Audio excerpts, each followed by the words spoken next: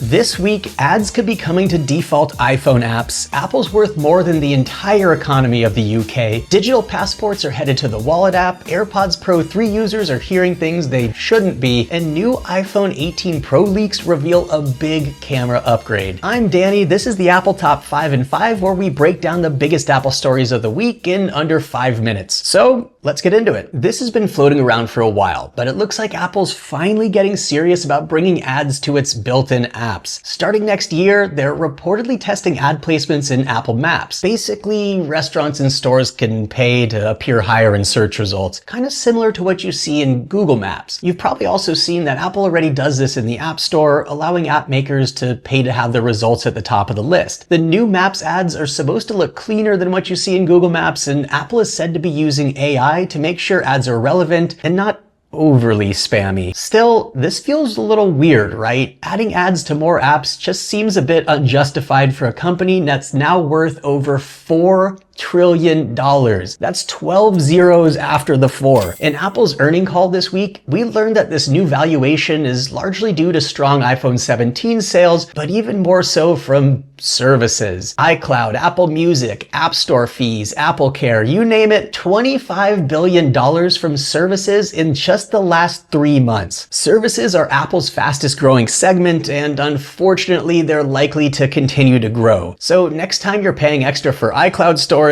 or paying to repair a cracked screen after already paying for Apple Care, just remember, Tim Cook thanks you personally. Thank you. Timmy Boy also confirmed that Apple Intelligence 2.0, basically their next wave of AI upgrades, is still on track for next year with additional partnerships coming. Gemini? Alright, this next one's pretty cool. Apple confirmed passports are officially coming to the Wallet app, at least for people in the US to start. It'll work kind of like Apple Pay. You just tap your iPhone and your digital passport info transfers through NFC. At launch though, it will only work for domestic flights and at certain airports and at certain terminals. It's not the full ditch your passport dream yet, but it is a big step. Honestly, I can't wait to travel without worrying about losing this little blue booklet. And the digital version's actually more secure. Accessing a passport requires Face ID and can be wiped remotely if your phone's lost or stolen. Don't ask me why I could have used that feature before. So this one hits me personally. My first gen AirPods will randomly make a static noise when I put them on, and often also when listening to music. So I've been thinking about upgrading. However, it turns out the AirPod Pro 3s might have a similar issue, but only when flying. People have been reporting screeching or white noise mid-flight, not before takeoff, not after landing, only while in the air. The theory is that the cabin pressure changes are messing with the noise cancellation. On Reddit, users say the only temporary fix is to turn off noise cancellation and transparency mode, but it also seems like the problem doesn't affect every pair. So it's looking like it could be a hardware issue rather than a software one. Apple hasn't officially acknowledged the bug yet, but apparently they are replacing affected units if you bring them to an Apple store. That said, reviews say that they sound fantastic on land, so maybe just stay grounded for now. And finally, we're barely a month out from the iPhone 17 Pro launch, but iPhone 18 Pro rumors are already in full swing. Apparently, next year's model is getting a pretty major camera upgrade. Reliable leakers are backing reports that Apple will include a variable aperture lens, meaning it can physically adjust how much light gets let in like a real DSLR camera. It's no secret Apple's been positioning the iPhone as a pro-level camera, shooting events and ads entirely on iPhone and heavily marketing professional filmmaking with the iPhone. But a true variable aperture would be a big step forward. More control over depth of field, sharper portraits, and much better low-light shots, all handled automatically by the hardware. It's the kind of upgrade that could finally make the Pro camera feel